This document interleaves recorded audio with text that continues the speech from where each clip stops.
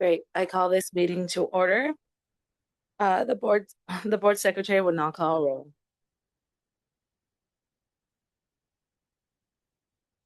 Chair Mejia, Here. Vice Chair Sutton, Here. Secretary Treasurer Nyarve, Here.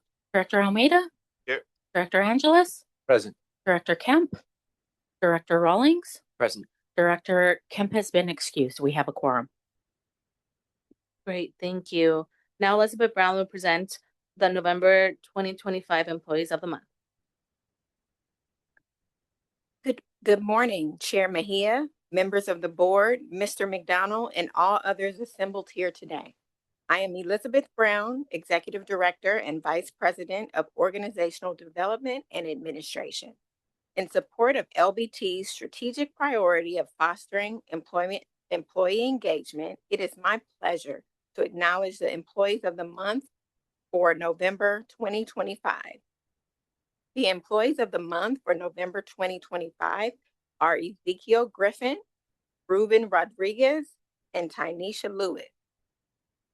Bus operator Ezekiel Griffin has been with LBT for 16 years, and this is his first Employee of the Month nomination. He is currently assigned to LBT 1. Ezekiel is known for his positive attitude and coming to work with a smile, creating a welcoming experience for his coworkers and customers. He consistently demonstrates his commitment to moving customers safely, efficiently, and on time. Ezekiel exemplifies LBT's values through his dedication to excellent customer service. Mechanic Ruben Rodriguez has been with LBT for 9 years, and this is his third Employee of the Month nomination. He is currently assigned to LBT 2. Ruben is a trusted resource and willingly helps his coworkers succeed. He is reliable, skilled, and confident working on any system. Ruben's professionalism, positive attitude, and dedication play a key role in his team's success. Customer Care Escalation Clerk Tynesha Lewis has been with LBT for 7 years, and this is her first Employee of the Month nomination. She joined LBT as a customer care agent in 2018 and was promoted to a customer care escalation clerk last year. Tanisha is a positive role model to her team, consistently providing exceptional customer service and dedicating time to train new customer care agents. She recently stepped up by assisting with team scheduling and training new bus operators at orientation. Tanisha is reliable, has a positive attitude, and proactively addresses challenges before they become problems. Her engagement with customers and employees demonstrate her commitment to putting the customer first. It is my pleasure to now present these valuable members of the Long Beach Transit team via video.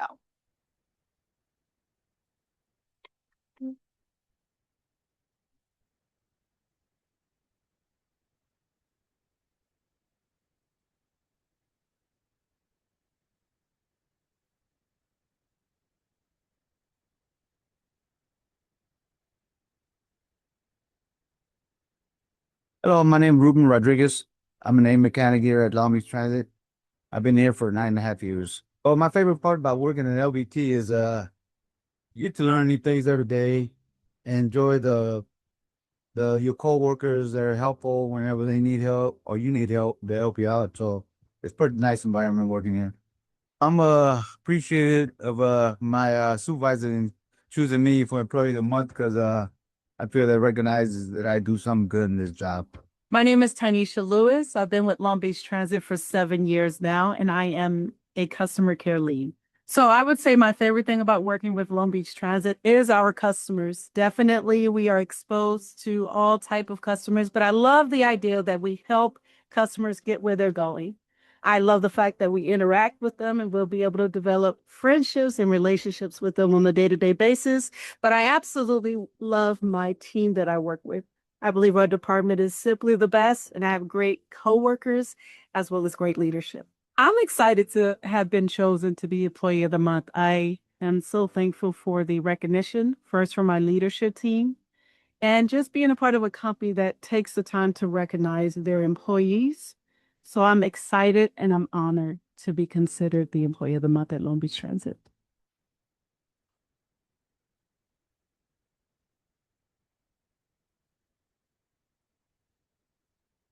Thank you to all of the employees of the month for being dedicated to connecting communities, moving people, making everyday life better. Thank you. Thank you. Are there any public comments? See none. All right. Any discussion from the board?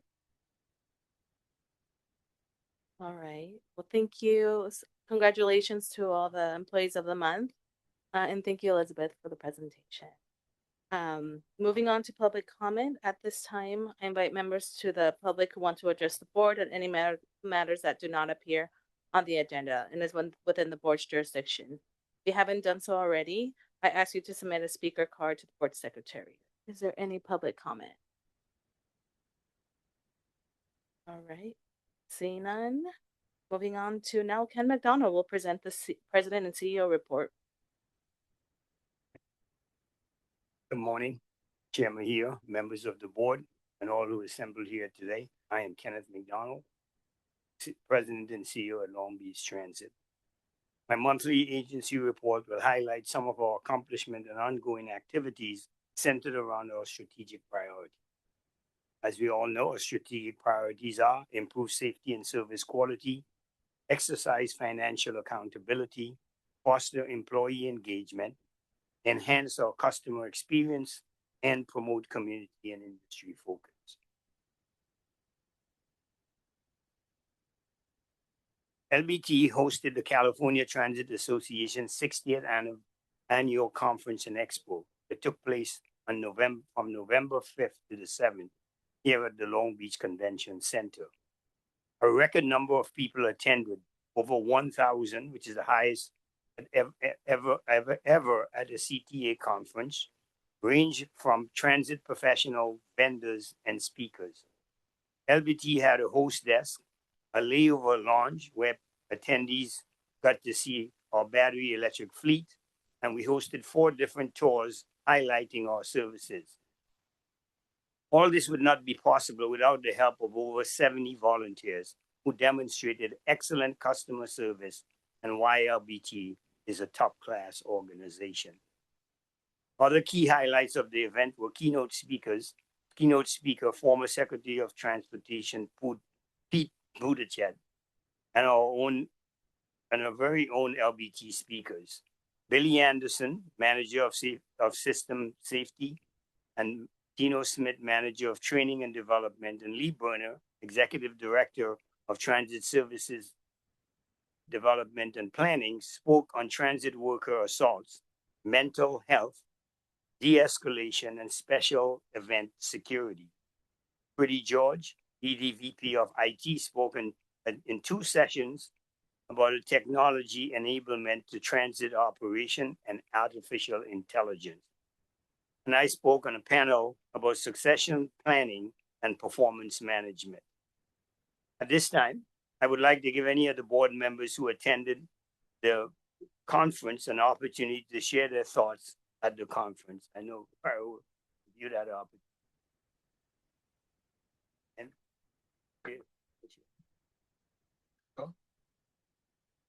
thank you. And yeah, I just very quickly, congratulations to the staff. They did an excellent job. I particularly enjoyed, in case you didn't know, I volunteered for the layover lounge one afternoon, and I appreciated staff's help.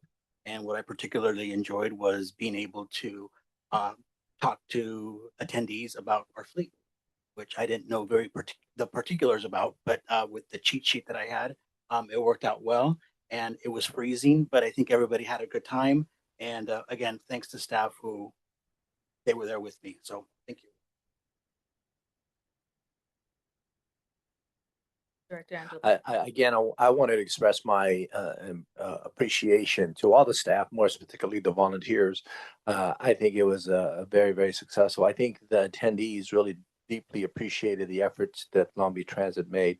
I especially appreciated the little pillows that was outside on the little lounge area, which Jen, we didn't. The board members didn't get any pillows, so um, but it was really a very successful event. And in fact, I was with one of the sessions, and the Federal Transit deputy administrator actually had specifically called out Long Beach if there was anyone in the audience, and I happened to be in the audience that was there for Long Beach Transit, and expressed, from the federal level, deep appreciation for the efforts that was made. We all know, those who are familiar with putting on conferences, this is not an easy task, and certainly was very successful. We made a good representation of the city of Long Beach Transit, and the sessions were productive, and just I think overall a tremendous success. A deep appreciation to staff and volunteers who made it possible to have that level of success. Thank you very much. Thank you, Chair. And then I was only able to attend the last day, which was like a culmination of everything. But I left this photo up here, so I thought it was a nice touch, Ken, that you brought the whole team up there when they were giving the award for the day, for the whole conference. And so it was cool to see all the staff walk up there and get appreciated. So everyone was saying great things, especially that last day about how everything went, and looking forward to next year. But definitely they all appreciated the team. So good leadership. Thank you. Great. Yeah. I mean, it was just fantastic. I think from all the speakers, I mean, the convention center never fails. So Steve Goodling and his team who put it all together did a phenomenal job. But I think I was able to join the panel where Ken was a part of, and I think that was a very I learned a lot from Ken and just how he operates with management. So I thought it was really, really great to hear him speak about the work that LBT is doing with staff. But above all, I mean, I did a couple of the activities. I did the little coloring thing. So I thought it was really cool. I didn't get to do the little, drive the bus thing. But I thought that was really cool. I really liked the activation center that LBT did. So kudos to everybody who was a part of it. It was a great event. Thanks. I just want to say the picture there that has all of our employees. They don't allow you to do that, but I thought I'd take creative license and responsibility and bring everyone up on the stage. But the conference never allow you to bring that many on the stage. But I had Ranza forced everyone quickly get up there, take a picture of everyone. So I really, because of the appreciation, and it was done not by me, but all the employees who did the work. So I think that picture will frame somewhere in the organization. Remember how great the job we did. Okay. This December, our Dial a Lift program, formerly known as Dial a Ride, will celebrate its 50th anniversary. LBT will celebrate not just 5 decades of service, but a legacy of innovation that helped define accessible public transportation in America. From the controversial debut in 1975 to a model public-private partnership, our paratransit service has evolved while maintaining the simple mission of mobility for all. And we continue to innovate by ensuring our Dial a Lift vehicles are also zero emission. We are currently in the process of electrifying all 10 vehicles. Today, Dial a Lift continues to fulfill its founding mission of providing door-to-door transportation for Long Beach, Lakewood, Signal Hill, and Paramount residents who are unable to use fixed route buses due to disability. The program has grown significantly from those early days of 5 minibuses, as we now has expanded service hours, coverage area, and fleet size to meet the increase in demand. As we conclude 2025, we expect to update our board room timeline across the side of this area with the Dial a Lift anniversary and introducing the battery electric commuter buses to our fleet. The CRC staff is working to have an updated timeline for you to see, hopefully by the next board meeting.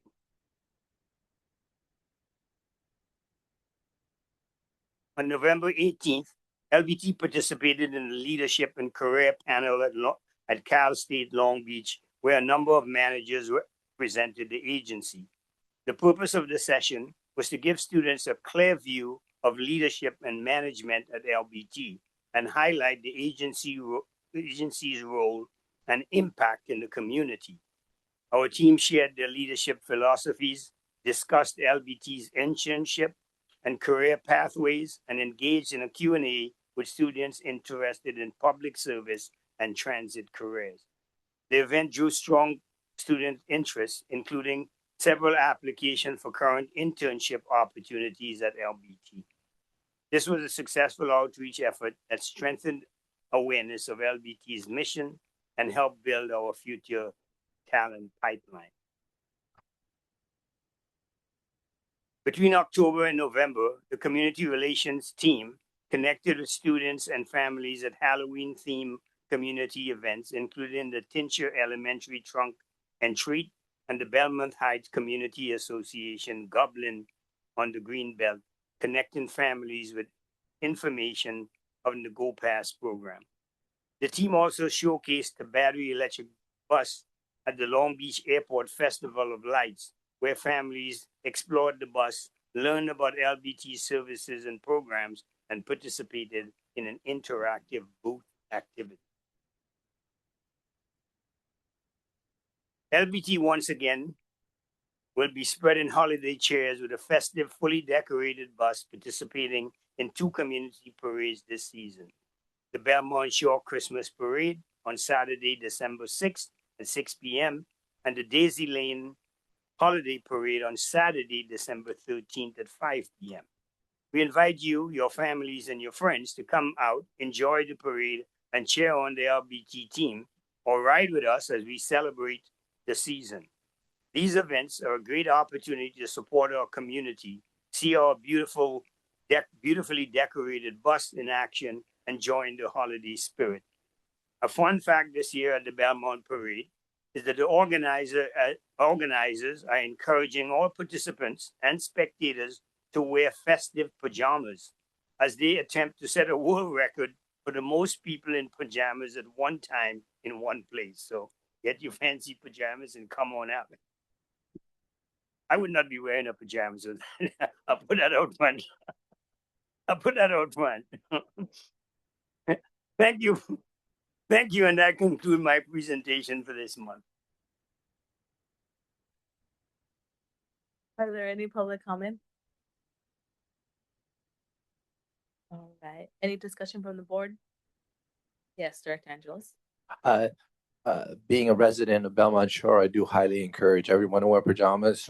I know elected officials and others will be wearing them, Ken. So we'd like to get on the map. But well, I can wear my sleeping clothes. It's not pajamas. People did order special pajamas on Amazon for Black Friday. Those of you who are still available out there. But I did want to thank the staff, obviously, for the Festival of Lights. Being an aviation person, I did attend, and it was great to have the bus service. I actually did take the parking here and then basically got on the bus. And what was wonderful is there was a line and there was just so many kids that it made it really easy for folks and their children to really just hop on the bus. And the staff was so wonderful and courteous and just really accommodating to all of the folks who were participating. So again, a deep extension of appreciation to the staff. Any additional comments from the board? Seeing none. Thank you, Ken. Moving on to Amelia Bodek will now present item 6.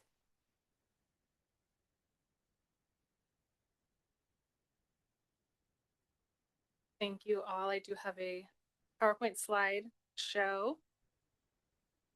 My name is Amelia Bodek. I am the project manager for our First Street Pedestrian Improvements project. I'm excited to share this brief update on our project and highlight our recent progress that we've made. Some of you might be familiar with this project, kind of been around for a while. So I do have some background for those of you who are not familiar. And we also have a small look at what's coming next.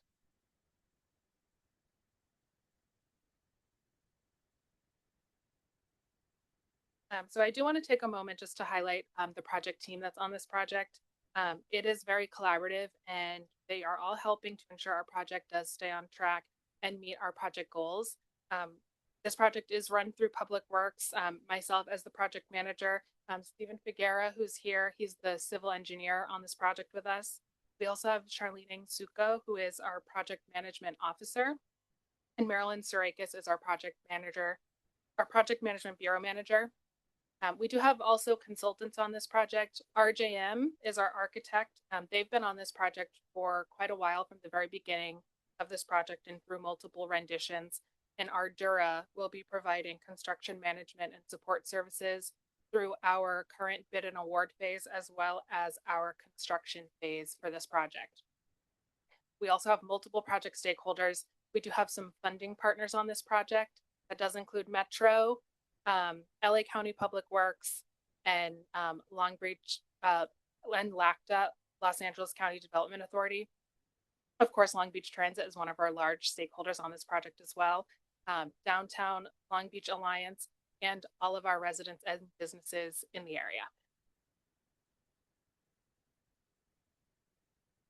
So this slide here outlines the main objectives guiding our project.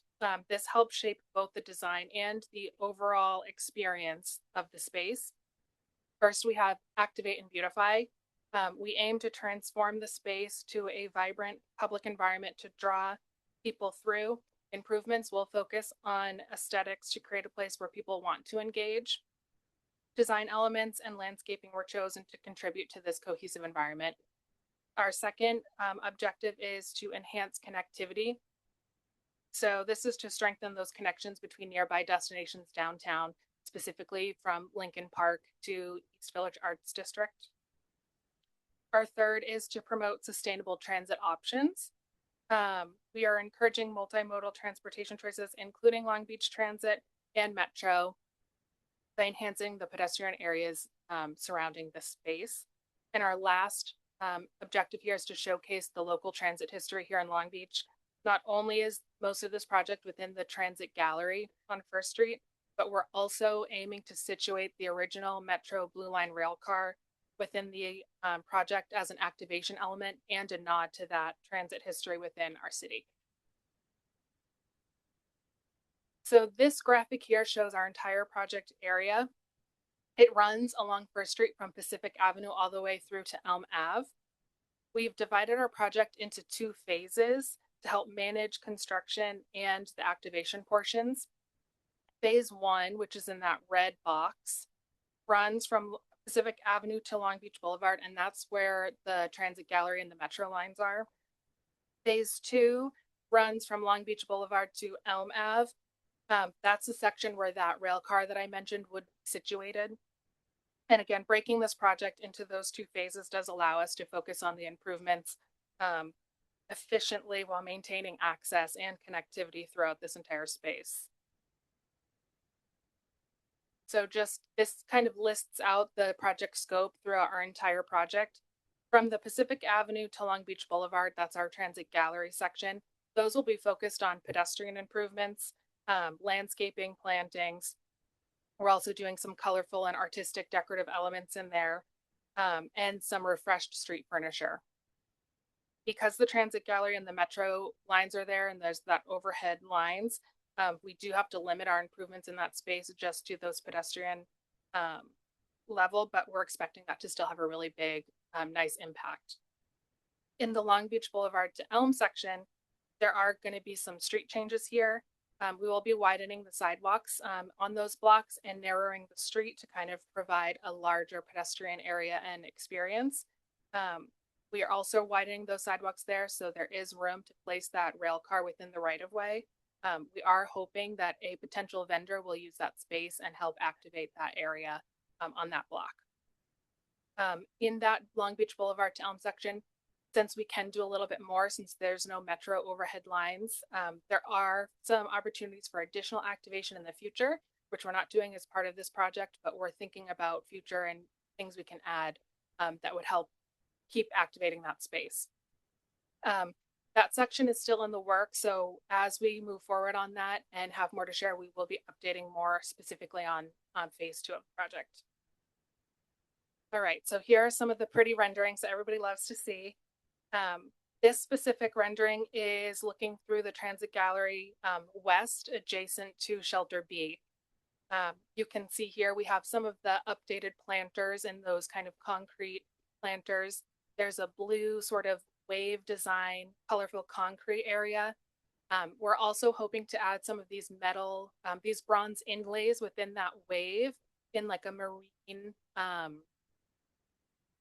aesthetic, kind of to match the existing mosaics that are through the transit gallery. And again, since we are focusing just on the pedestrian enhancements here, we're really hoping it's vibrant and lively and really a place you want to walk through and experience while you're getting to where you need to go. This rendering here specifically is the promenade facing south towards Ocean Boulevard. Since the promenade is a really active crossing for people traveling through downtown and an entrance to the transit gallery, we really wanted to do something special here. So we've shown that kind of artistic rendering of the crosswalk design. You can see more of that blue sidewalk with the inlays and some refreshed plantings here on the corners of the side of the crosswalk as well. And this is our last rendering. This is another view from within the transit gallery. This is adjacent to Shelter A looking southwest. Similar things you can see, we have some of the refreshed plantings here in the ground. You can sort of see some of that blue wavy sidewalk again in the background with some planters across the street near the bus pulled up to the shelter. And we just really liked this view showing that people are sitting next to all the nice plants and colors waiting for their bus or taking a break while they walk through. So we really liked this one. And this is our project funding. So we have over $6.5 million for this project through a mix of local funding and grants and funding agreements. We do have some Measure A on this project, along with Measure M, gas tax, and TDA funds. And some of our funding partners that have partnered with us on this are LA Metro, LA County Public Works, and LA County Development Authority. So we are expecting temporary impacts during construction and understand cooperation is paramount through this whole process. Before construction begins, our team will be reviewing both a traffic control plan and a phasing and staging plan. So this is to help make sure we can proceed safely while maintaining as much access as possible for the community. During construction, there will be temporary impacts, likely pedestrian detours, restricted access to driveways, or short-term lane closures. In some areas, bus stops may need to be temporarily relocated. Any impact would be communicated ahead of time or as these impacts become apparent to us after we're reviewing those traffic and phasing plans. Overall, our goal is really to keep everyone moving safely and to maintain access for businesses, residents, and transit users throughout our entire construction phase. We will obviously need to be working very closely with Long Beach Transit in advance of construction to discuss any impacts to any bus relocations or any other lane closures that might be happening in this area. And construction will be coordination will be continuing through construction so we can quickly address something if something comes up unexpectedly. And we do have a community outreach plan to inform before and through construction. So before construction begins, we do plan on hosting a pre-construction community meeting to hold and give residents, businesses, and other stakeholders an opportunity to hear what to expect during construction, ask questions, and learn more about our schedule in each phase of the project. We'll also be sending out notifications and mailers to the nearby businesses as well as the residents ahead of construction. Those mailers typically include the key information like project schedule, any access changes that they might expect, and contact details so they can quickly get someone if they have any questions. We also have a project website up for this project currently, and that website will be continuously updated with any construction notices or impacts during the whole entire progress of the project. And again, our goal is to make sure everyone is informed and the project has clear, timely, and consistent information throughout our entire construction period so no one's taken by surprise. And here's lastly, this is what our expected timeline is. This is showing both phases of our project.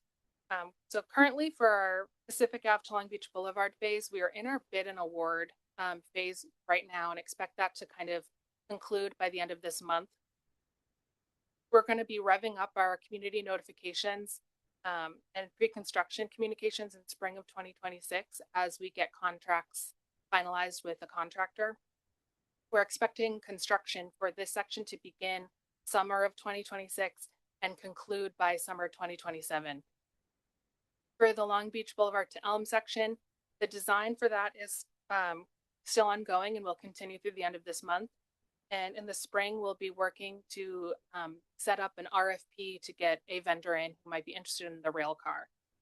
Construction for that period is sort of TBD at the moment until we learn more through our final design and that rail car RFP process. But more can be shared as information becomes apparent and we have a more solid timeline. That is it. My contact info is here, the project website, and I've also linked our Elevate 28 infrastructure investment plan just for more information as well. Are there any public comments?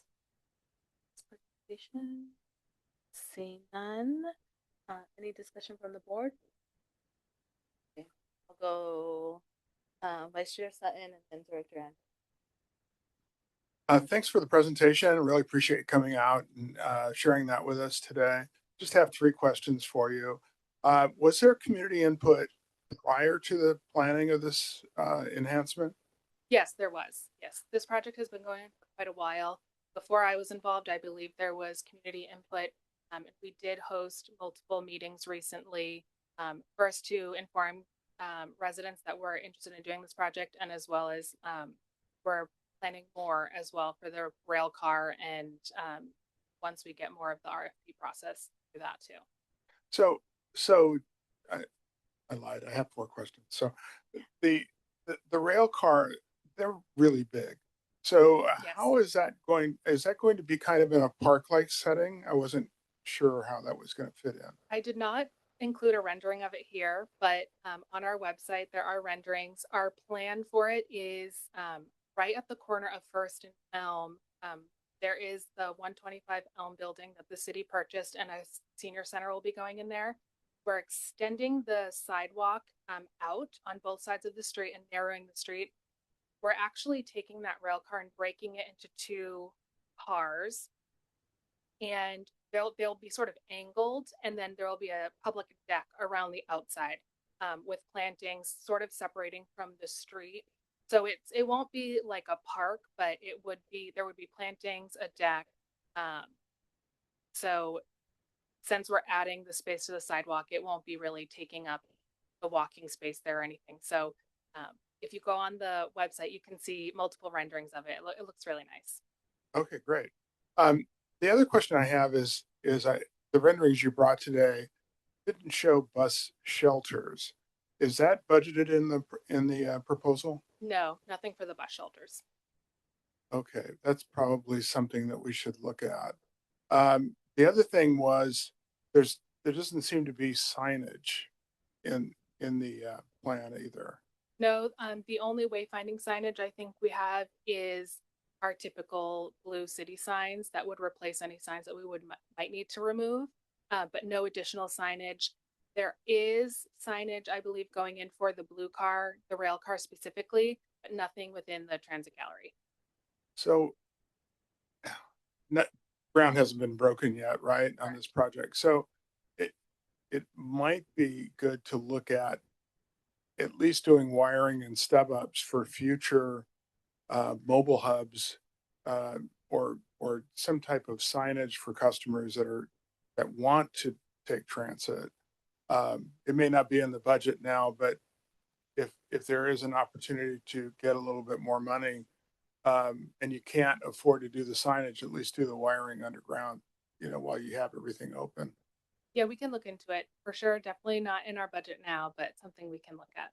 Yeah, because it costs a lot of money to cut in later and do all that. So thank you very much. Appreciate it. I just wanted to follow up a little bit on that in terms of, signage and more specifically in terms of the advancement of technology, right? You might be able to partner with various corporate entities who might be able to provide you the infrastructure if you give them the opportunity to, make some money off of it.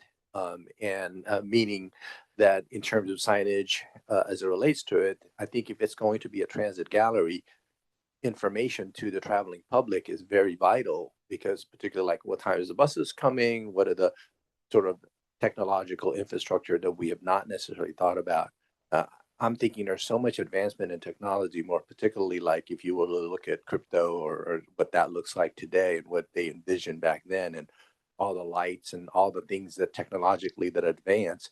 I think this is a great opportunity. I think it's a great project, but there might be opportunities that we're not seizing upon. So that's kind of the one point. And if there's a way that you can explore some of that, just so that to latch on to the opportunity to provide more of an opportunity for information to our passengers, would be appreciated.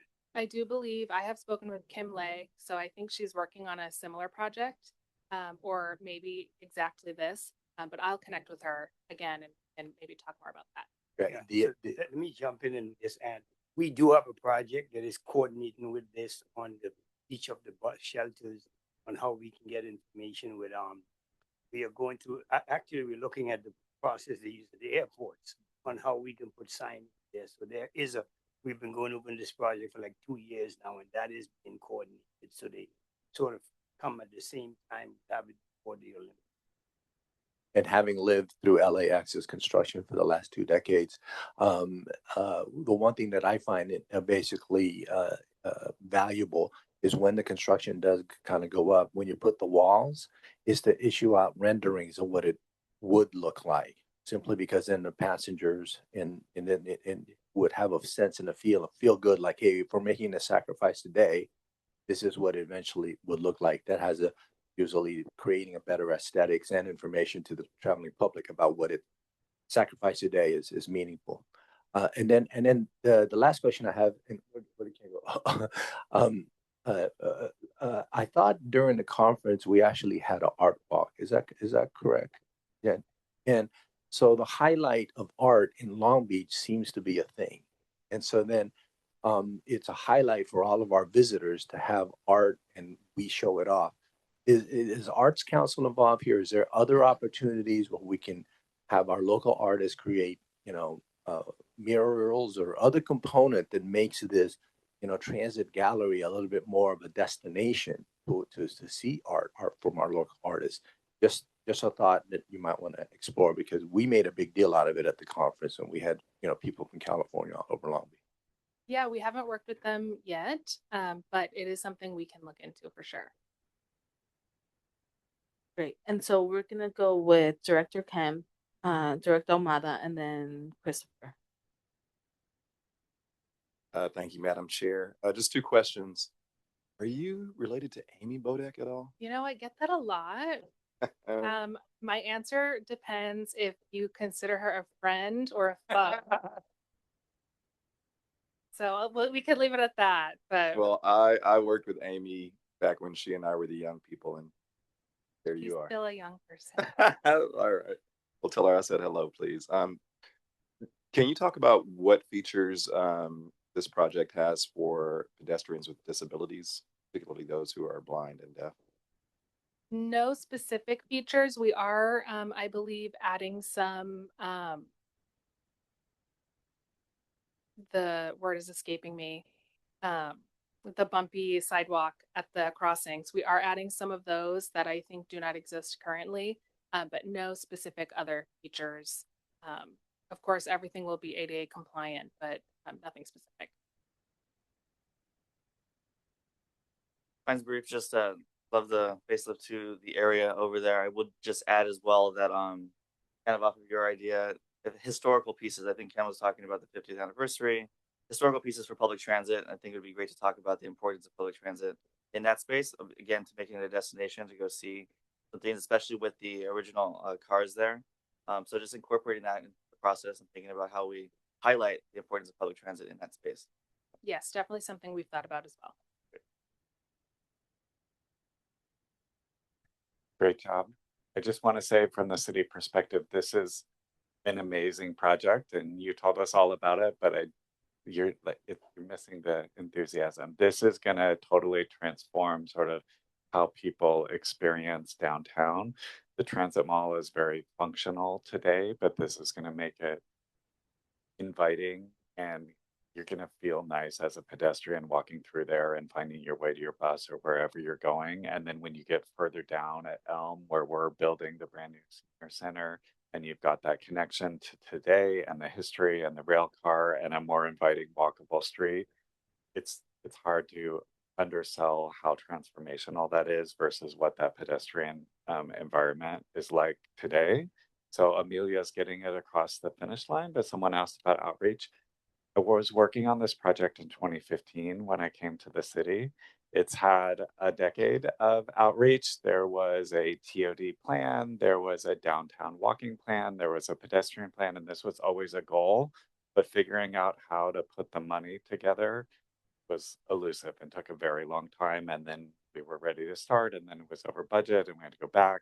So it's been a whole journey to get there. But a year from now, when you start seeing the first phases, kind of show progress, it's really going to be changing for downtown.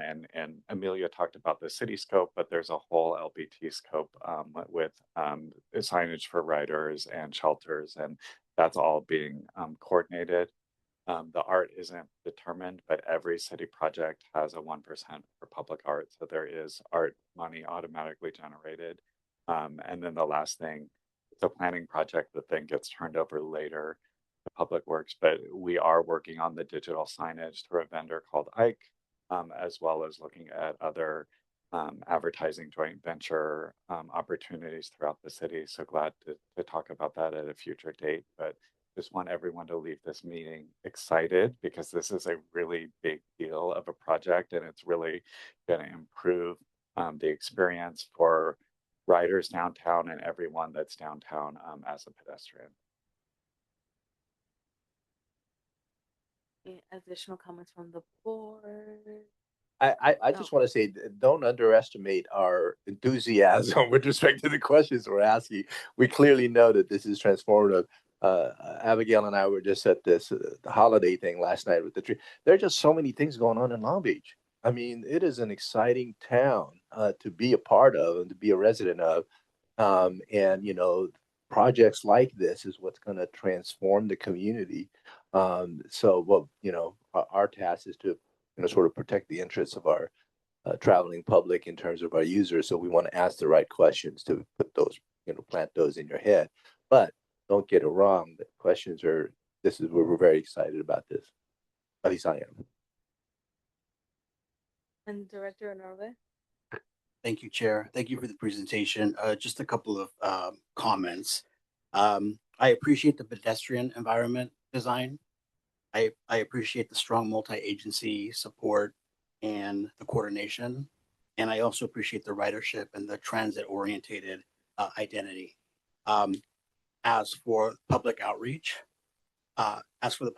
component, and as a rider, I hope that the temporary bus stop relocations do not hinder riders, especially seniors, people with disabilities, tourists, and our essential workers. I also hope that riders do not become an afterthought. And many times in many projects, I'm not talking about this one, riders and community surveys and community input, it becomes an afterthought. And as a rider, the rider should come first as you move forward. And that we also make pedestrian access and restricted access explicit and clear, not just for the pets, but for small businesses who are going to be impacted as well. Finally, in respect to the I wasn't going to say this until the bus shelters came up. In respect to the bus shelters, this board has repeatedly asked for better shelters and more shelters where they don't exist. So I hope this topic continues and it's revisited and explored. I invite you and the city and other city representatives to come back to us to reach out for additional information. But mainly, I just do not want the construction to impact the riders and the small businesses. So thank you. Yes, thank you. We do know that outreach will be paramount and there are businesses there. It's a very busy area. We don't want to interrupt anything if we can help it, but there may be instances where we have to. So that's why we are expecting to reach out to Long Beach Transit regularly, as well as invite them to our weekly construction meetings to make sure if anything would be impacted, that there's notice or we can figure out something that works for ridership, as well as make sure construction can proceed safely. And we also are hoping to keep access to all businesses. We've asked our contractors who are bidding on this project to make sure that access is available. And when they submit their access and staging plans, we'll be looking closely at that as well.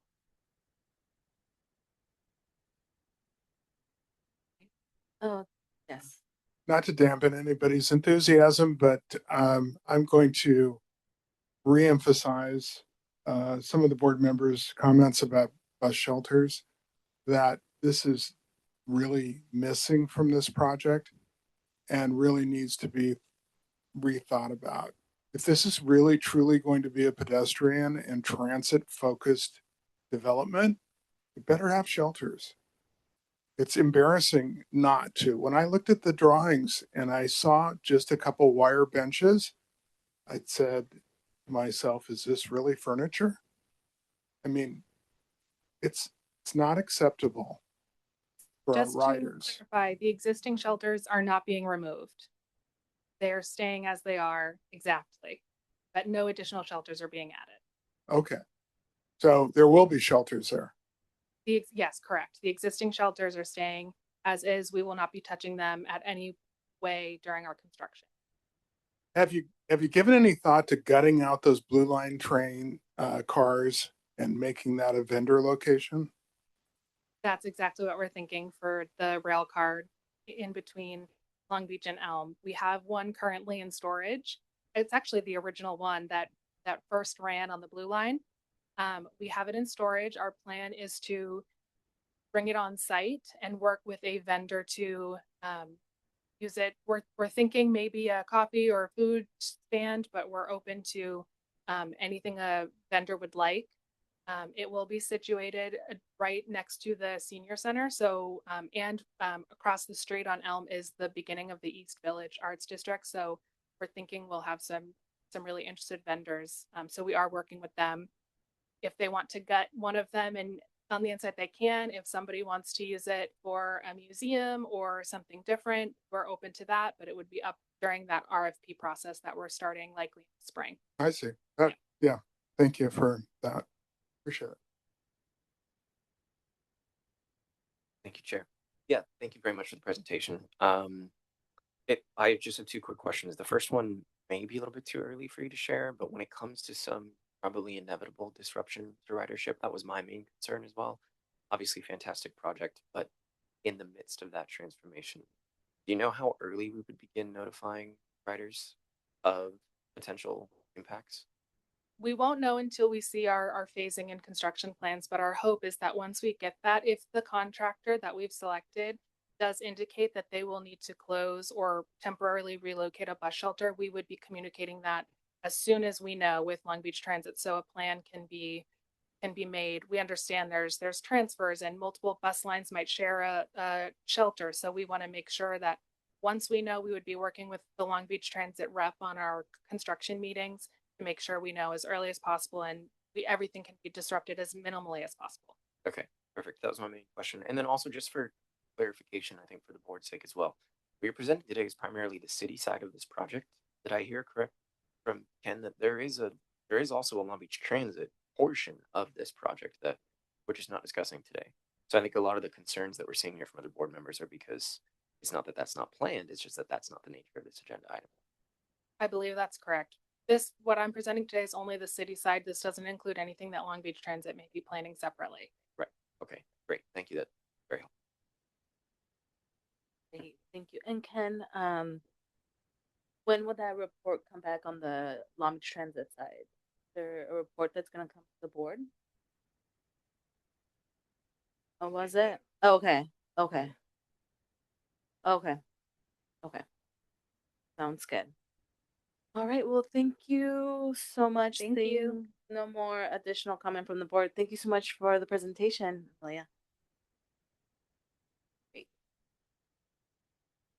All right, now we're moving on to the consent calendar. All matters included on the consent calendar are considered routine by LBT. Board of Directors will enact by one motion. There is no separate discussion of these items unless a member of the Board of Directors or the public requests in which the event and matter should be removed from the consent calendar. Do I hear a motion to approve the consent calendar? So move. Is there a second? Second. Okay. Call for a vote. Chair Mejia, Aye. Vice Chair Sen, Aye. Secretary Chair Yarve, Director Almeida, Aye. Director Angeles, Aye.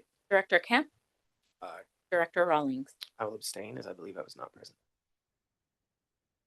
Great. The motion carries. The consent calendar is now approved.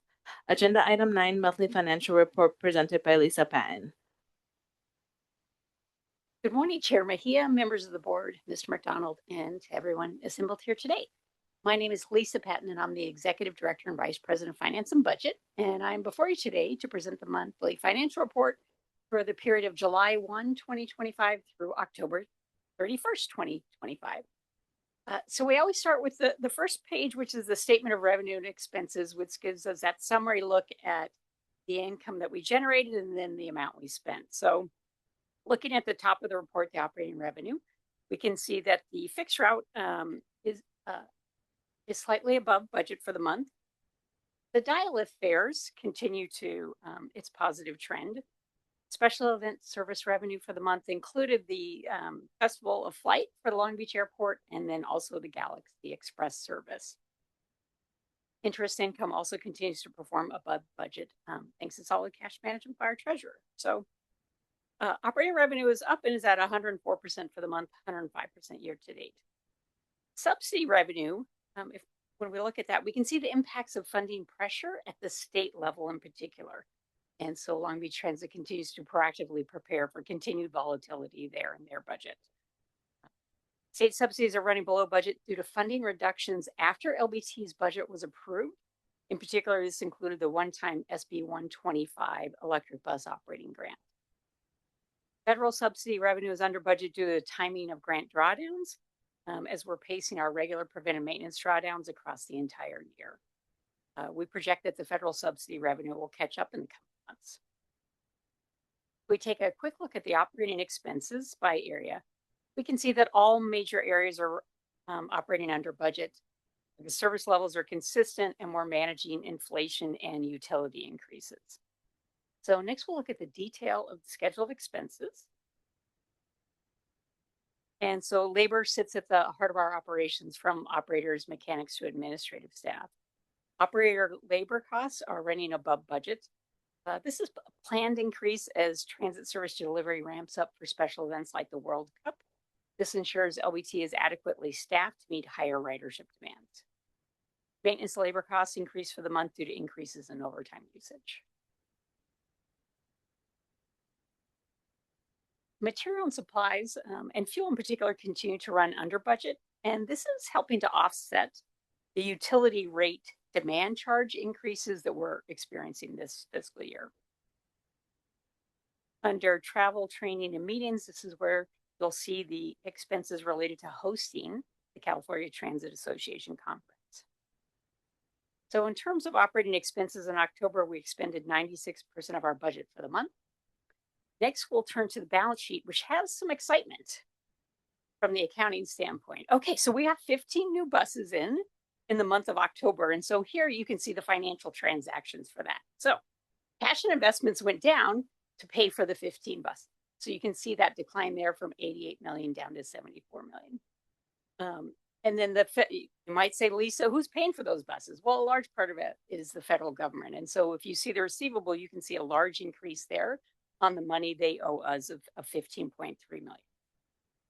Those two offset. So then we see that under net capital assets, the increase in our assets from 111 million to 126 million. So a lot of excitement on the balance sheet that really shows how the money works, especially when you buy 15 buses, $15 million. So finance, we're very excited about that. Okay, liabilities and capital, the categories remain consistent and are what we expect them to see. So taken together, the balance sheet reflects strong liquidity and well-managed obligations. Overall costs are controlled. Stable subsidies are under plan, but we're actively monitoring, managing that. And our focus continues to be on maintaining service levels while we prepare for potential long-term funding shifts and also preparing for large events like the World Cup. That completes my report. Thank you. Great. Thank you, Lisa. Are there any public comments? Seeing none. All right. Any discussion from the board? All right. Seeing none. Thank you, Lisa. And now Jen Flores will present agenda item number 10.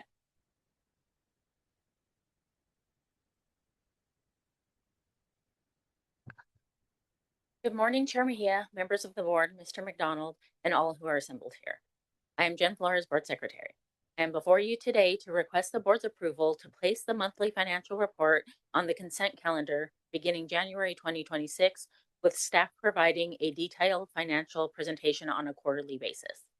At the November 17th, 2025 Executive Committee meeting, the committee asked staff to identify opportunities to create a more efficient agenda structure while maintaining strong financial oversight. In response, staff reviewed the structure of recurring financial reporting and is recommending that the standing monthly financial report be moved from the regular calendar to the consent calendar beginning with the January 2026 board meeting.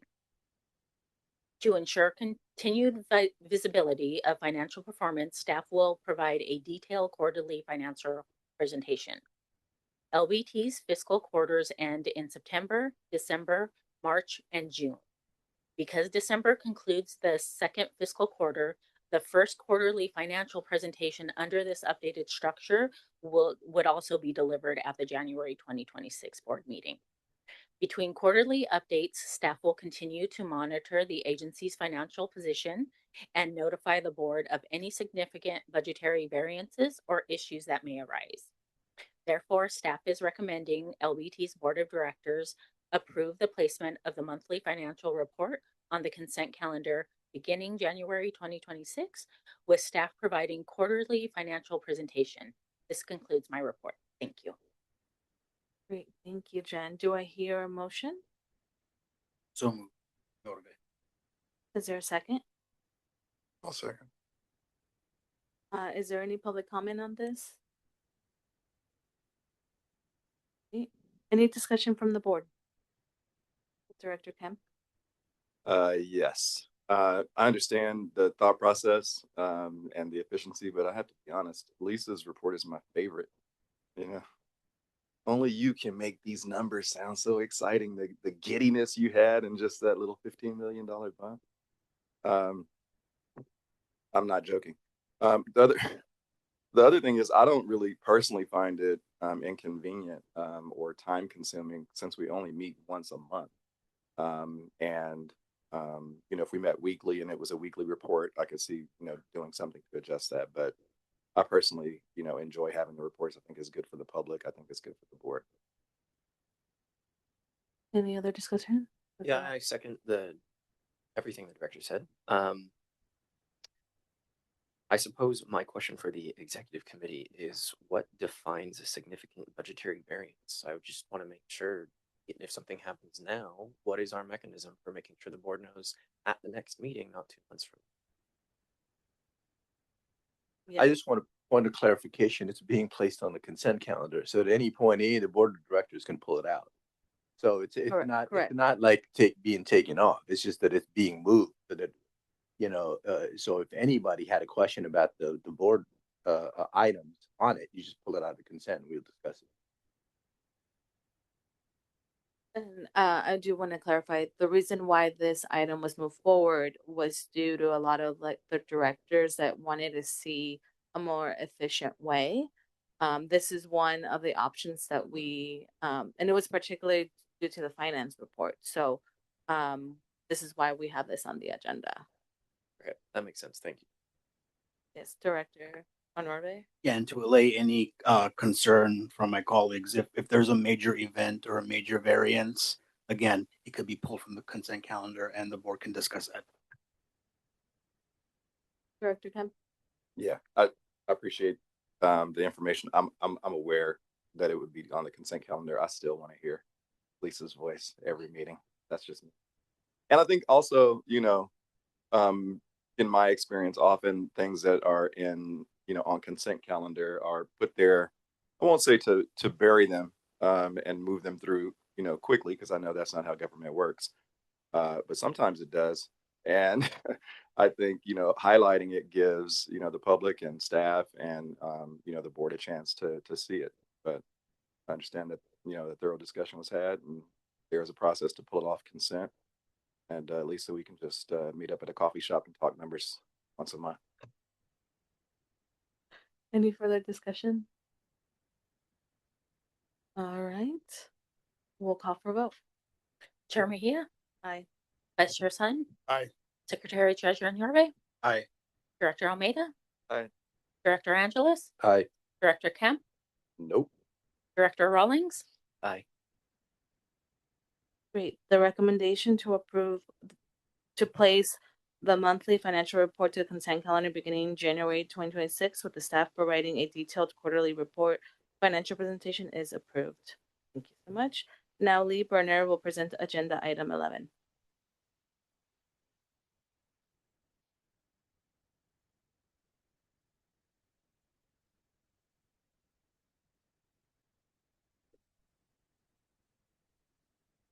Good morning, Chair Mejia, members of the board, Mr. McDonald, and to all who are virtually assembled here today. I am Lee Berner, the Executive Director and Vice President of Transit Service Delivery and Planning. I am before you today to request the board to authorize the President and CEO to enter into a contract with MV Transportation, Inc. for the provision of paratransit services over a 5-year period. Long Beach Transit introduces paratransit services known as Data Lift in 1975 as one of the first transit systems in the nation to offer paratransit services to persons with disabilities. LBT currently provides services to more than 865 eligible people with disabilities who are not able to board LBT's regular fixed route buses. The service operates within the cities of Long Beach, Signal Hill, Lakewood, and Paramount. Dollar Lift is a service that goes above and beyond what is required by the Americans with Disability Act, or the ADA, and is in addition to Access Services, Inc. Access Services, the Los Angeles County Paratransit Services mandated by the ADA of 1990. Current contract with LBT, current provider Global Paratransit, Inc., is scheduled to expire February 28, 2026. The new contract will start March 1st, 2026. During the transition period, 1 month prior to service exchange to the new vendor, LBT has a structured outline plan for transition our Dollar Lift operation from the current vendor, Global Paratransit, Inc., to the incoming vendor to include but not limited to safety, continuity of service, maintaining uninterrupted service for our customers, ensure all vehicles, equipment, and records are transferred in a secure and documented manner, facilitate knowledge transfer between vendors, and minimize operational, financial, and reputational risk. LBT issued a request for proposals, or an RFP, to several qualified vendors and received 4 proposals. The proposals were evaluated based on the following criteria: technical qualifications, proposal staff experience, facility space, operating methodology and work plan, past performance, and price. MV Transportation Inc., headquartered here in Long Beach, California, scored the highest rating and was found to be responsible and responsive by LBT's purchasing department.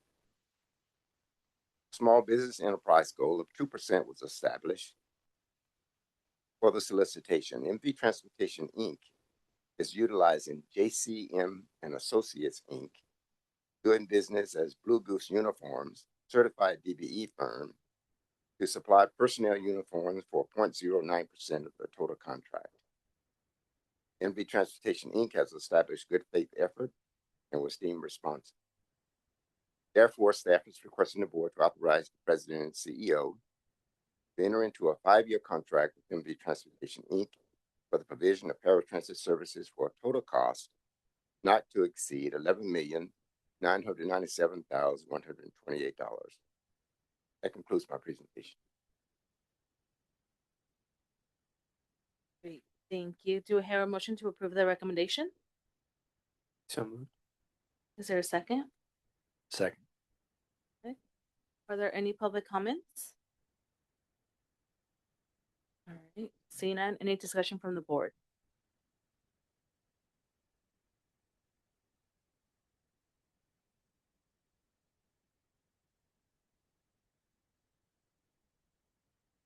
Thank you for your presentation. Really appreciate that. Just a couple questions. Is this a cost increase over the last contract? Yes. And if so, how much? The last contract totaled about $9 million for the last 5 years. Okay. And then are there any enhancements provided in this new agreement? No, not particularly. Unfortunately, some of the ridership has decreased, unfortunately, since COVID. We're getting slowly moving back up to what we were prior to. And could you describe the process? I'm unfamiliar with it. I'm familiar with the service, but not quite how it's done. So if I'm at home and I want to call, I call or go on the website, and then how do I pay, or is it free, or how's that service? Can you walk me through the customer experience? Yeah, the way that you book a trip is day before and or the day of, and the customers generally would pay with a credit card or they pay cash. On board? On board, yes. And or they send the cash in prior to the vendor. Okay. And how does the vendor handle the cash? Do they put it in a safe box on board, or how's that handled? It's generally sent over to us, LBT. Okay, so they count it at the end of the night and package it up and send it to you? Yes. Okay. Thank you. It's a fully turnkey operation, and that piece I was going to mention as well. It's a fully turnkey maintenance. They hire the personnel, and everything is done through them, with the exception of our complaints, which come directly to us. Do you do periodic? I'm sorry to take up one more question. Do you do periodic surveys of customers to find out their satisfaction? Yes. As a matter of fact, on board the vehicles, we do periodic surveys. Okay, thank you.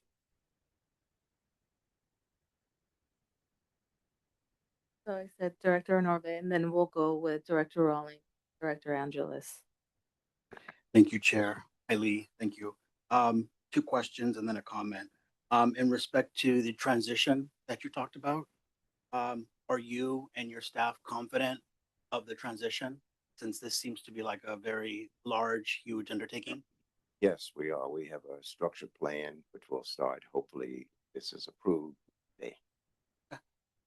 My second question, in terms of the contract years 1 through 5, are these just typical low increases? Because there is no explanation for the breakdown of the increases. Yes, each year it's there's an increase. Right, but there's no explanation of the increase. What is the reason for the increase? It's just pretty much because of the cost of living. What it's been in the past is increased. We started out about $40-50 a ride. Now it's about $56. Okay. And then just a general comment, the SPE is low. So just again, moving forward with further projects and contracts, I just hope this board continues to ask staff for plans to increase SPE participation because they're very low in many projects. So, thank you. And one thing I'd like to say about the SPEs is unfortunately they're dwindling, particularly over the last 5 years and particularly this past year.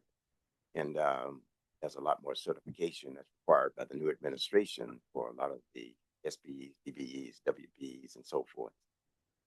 I want to add something, coming in January, given over this current administration has removed all of that.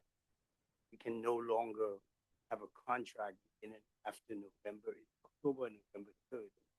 Cannot have, if the contract was done before, can have the requirement after that, not, or we be able to, it would stop it. So I'm going to come in and explain what they have. There's an order right now from this current administration that is moving all. They all have to go back and get certified by this administration. That I believe. I want to suggest. You probably guess what will happen when you go for those recertifications.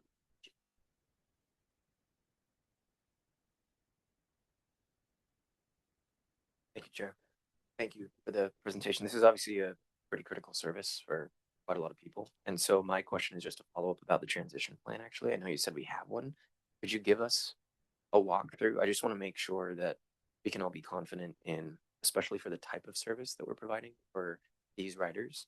You know, a late bus, things happen, but making sure that dial lift in particular, we don't have fusion or a missed rider like right on day one.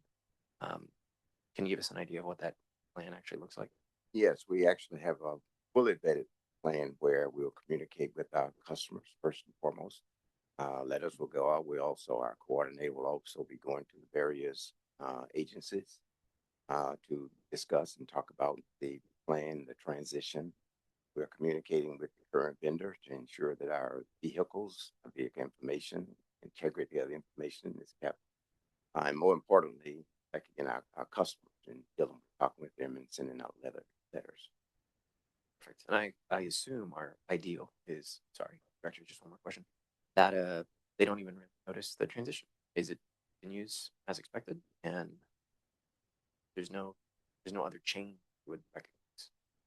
No, there's no other change. Perfect. It will be a very smooth transition now. I think the two vendors are and or will be working together very closely, and we'll be right in the midst of them working together. Okay, fantastic. Thank you. Thank you for the presentation. First of all, Lee, that is a great tie. Well, I just want to compliment you on that.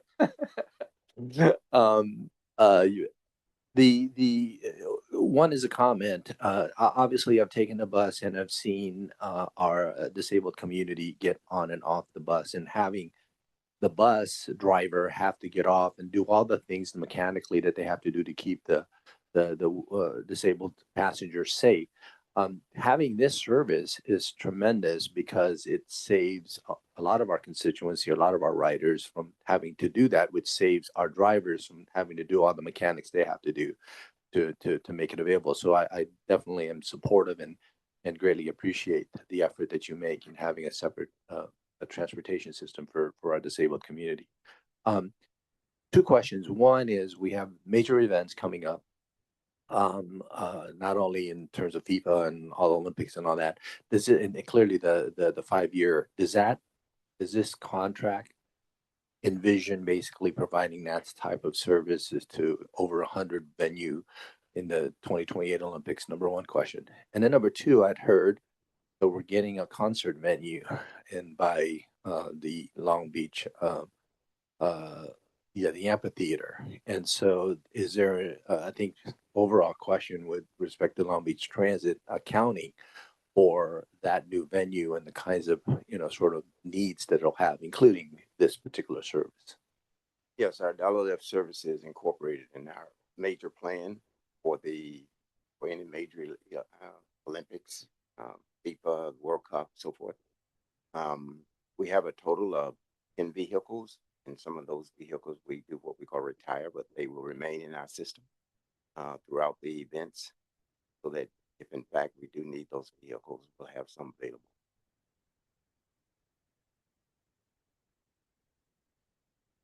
Any other discussion from the board? Great. We will call for a vote. Chair Mejia, Vice Chair Sun, Secretary Treasurer Yorbe, Director Almeida, Director Angeles, Director Kemp, Director Rawlings,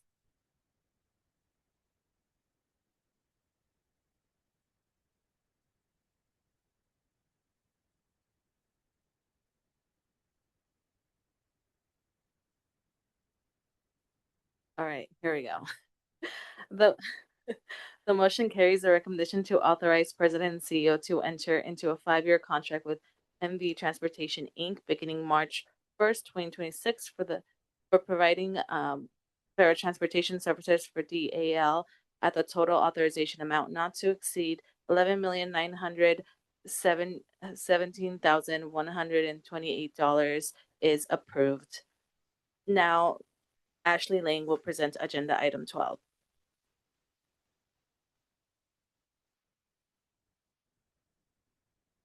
That was not for me, so I wish it was, but it was not for me. I think that was for the tie. Is that right? You can tell she runs the paratransit system, so she's extremely happy to do that. So that's our manager of paratransit.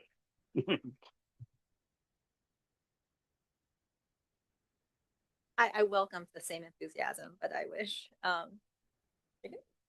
Okay. So good morning, Chair Mejia, Mr. McDonald, members of the board, and everyone who has assembled here today. My name is Ashley Liang, and I am here to equally giddily present the actuarial valuation reports for the retirement plans for contract and salaried employees as of July 1, 2025, which are the valuation of the plans at the end of fiscal year 2025 and funding projection for fiscal year 2026. Each year, an actuarial valuation is performed to determine the funding level and the funding requirements for the plans and how they have changed year over year. And this is an information-only item. So within this presentation, I will review the summary information and the contribution data for both of the plans. So this slide shows a summary of the contract plans required funding costs from last year to this year. And what you see in the middle column is a change from fiscal year 25 to fiscal year 26 and the corresponding dollar amounts to the right of the percentages.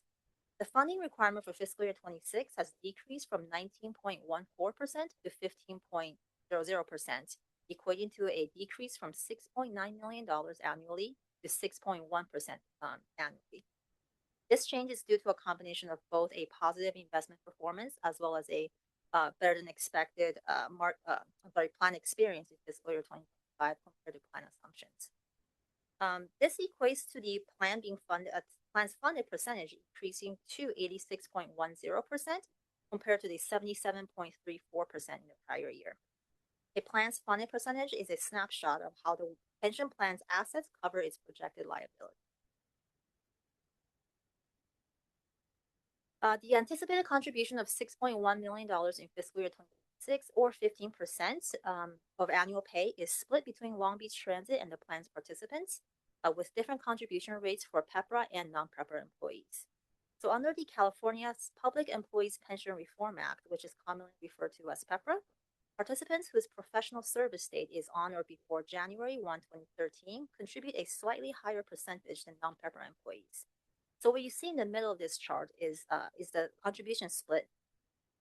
Contribution split for non-PEPRA employees, and based on our collective bargaining agreements, LBT contributes the first 10%, the participants contribute the next 5%, and anything in total that exceeds 15% is split equally between LBT and the participants.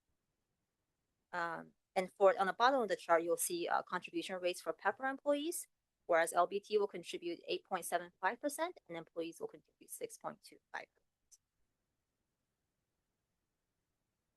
Similar to the contract plan, this slide shows a summary of the salaried plans required contributions from last year to this year.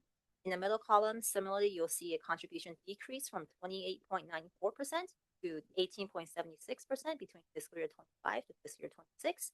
And correspondingly, it's decreased from $1.2 million to $1.1 million for fiscal year 26. The funding requirement for the salary plan, The change is also due to a combination of the same factors, which is the positive performance of the market investments and the plan experience in fiscal year 2025. What this equated to is also an increase of the funded percentage from to 96.16% from the 91.44% fiscal year 20. The anticipated contribution of $1.1 million, and we can see it's the 18.76% of annual pay, is split between Long Beach Transit and the plan's participants, similar to the contract plan. Whereas the employees contribute the first 5%, and the LBT contributes the remainder. For fiscal year 2026, what you'll see is that LBT will contribute the 13.76, and employees will 5.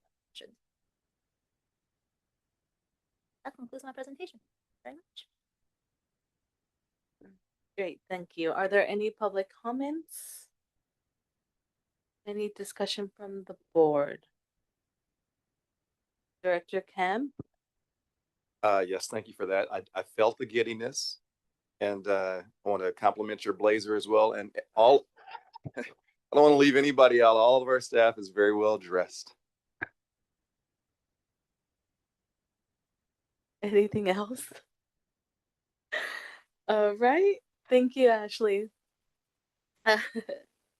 Now Ken McDonald will present agenda item 13. This would be very quick. It's just a recognition of this year. Each year, the board approves a budget for the agency. And this year, for the 8th consecutive year, LBT has received a significant recognition of the Government Financial Officers Association fiscal year budget recognition. And I would like to thank the following staff members who made significant contributions to the FY25 budget: Lisa Patton, Executive Director; Ashley Liang, Treasurer; Terry Kuhn, the Finance Manager; Jennifer Maxwell, Manager of Capital Programs; Melissa Murray, the Senior Accountant; Irma Pamlona, Financial Analyst; Kevin Schrader, Budget Analyst; Sonia DeValio, Capital Program Analyst; and Carly Wade, Performance Management Analyst; and Laura Rasco, the Administrative Assistant for Finance. Congratulations to all of these employees who have participated in us getting this award for the 8th consecutive year. Thank you.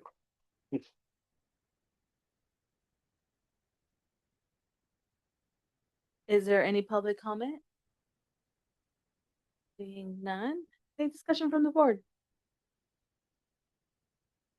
All right, well, congratulations. And we are at this time, I would like to move into closed session to discuss an item set forth on agenda item 14. Are there any public comments? Seeing none, the board is adjourned to closed session, but before we go into closed session, we're going to take a picture. So, oh, perfect.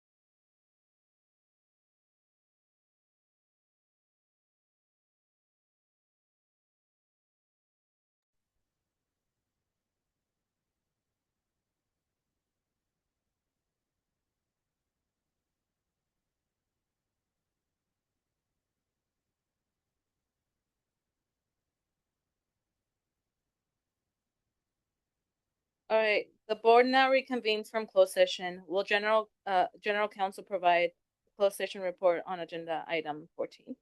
Thank you, Chair Mejia. The board, there's no reportable action for the closed session. That concludes my report. Great, thank you. Now we're moving on to election officers of Long Beach Transit Board of Directors. I have 3 positions to fill for calendar year 2026. Chairperson, Vice Chair, and Secretary Treasurer. I would like to open the nominations for Chair of the Board of the Long Beach Transit Board of Directors. Chair, I would like to nominate you for chair. Second. All right.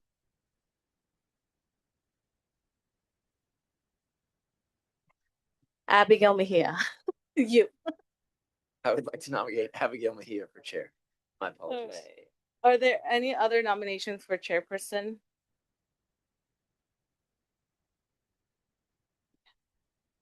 I see none. Go for a vote or public comment?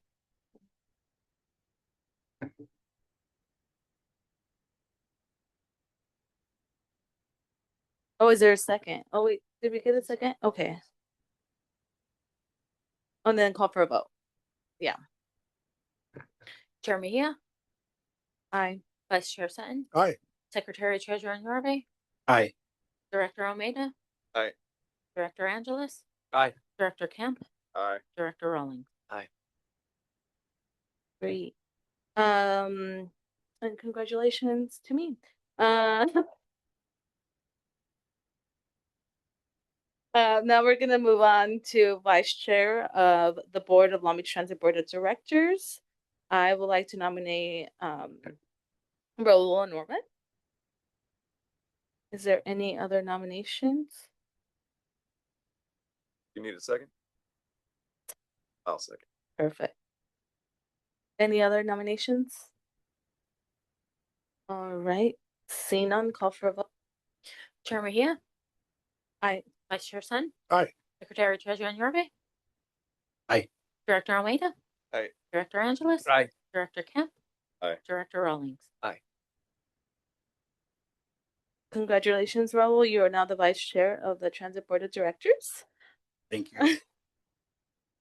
The final position is Secretary Treasurer of the Board of the Long Beach Transit Board of Directors. Do we have a nomination?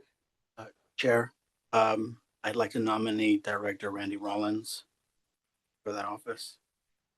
Do I have a second? I'll second. Great. Any other nominations? Call for a vote. Chair Mejia, Aye. Vice Chair Sutton, Aye. Secretary Treasurer Norvay, Aye. Director Almeida, Aye. Director Angeles, Aye. Director Kemp, Aye. Director Rawlings. Aye. Great. Now our new 2026 Transit Board of Directors is Abigail Mejia, Board Chair, Raul Norve, who will be the Vice Chair, and Raul Rawlings, the Secretary Treasurer. Is there any public comment? Moving on to public comment. Okay. Any board requests? No requests. I just would like to say thank you to the board. And I'm really looking forward to helping Long Beach Transit in this new role. Yes. I had mentioned the amphitheater, and just curious if there's a report out on sort of plans or working with the developer of that, and how it is that we can coordinate our system as it relates to as it comes up. I mean, nothing immediate, just thinking about it in the future, because clearly the city and the mayor is really pumping that up. So.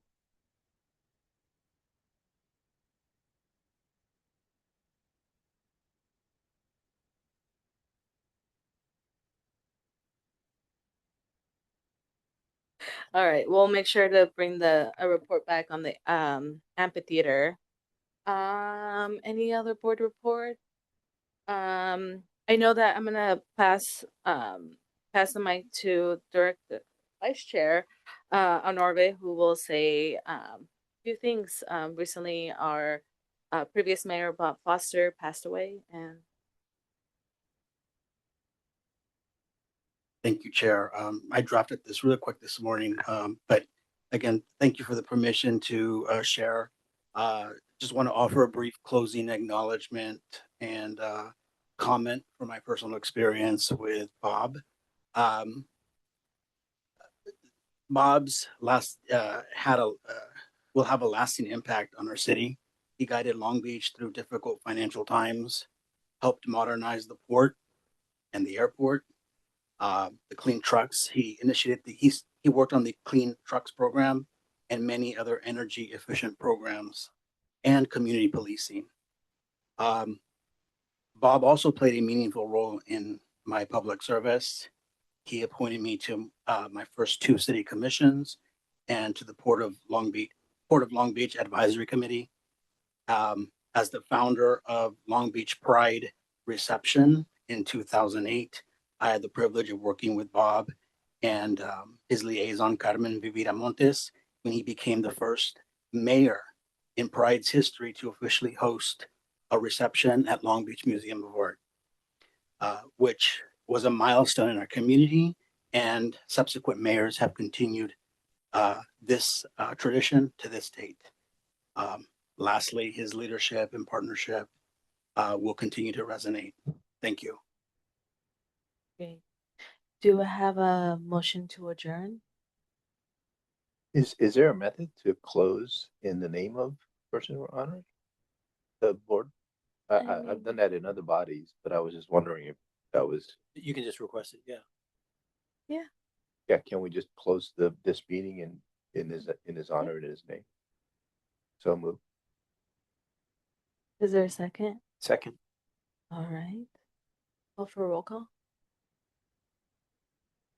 I'm sorry, who did that second? I didn't see. Director Rawlings. Okay. Chair Mejia? Aye. Vice Chair Sun? Aye. Secretary Treasurer Narve? Aye. Director Almeida? Aye. Director Angeles? Aye. Director Kemp? Aye. Director Rawlings? Aye. All right. The motion carries. This meeting is adjourned in memory of former Mayor Bob Foster. The next general meeting will be held on January 22nd, 2026. Happy New Year.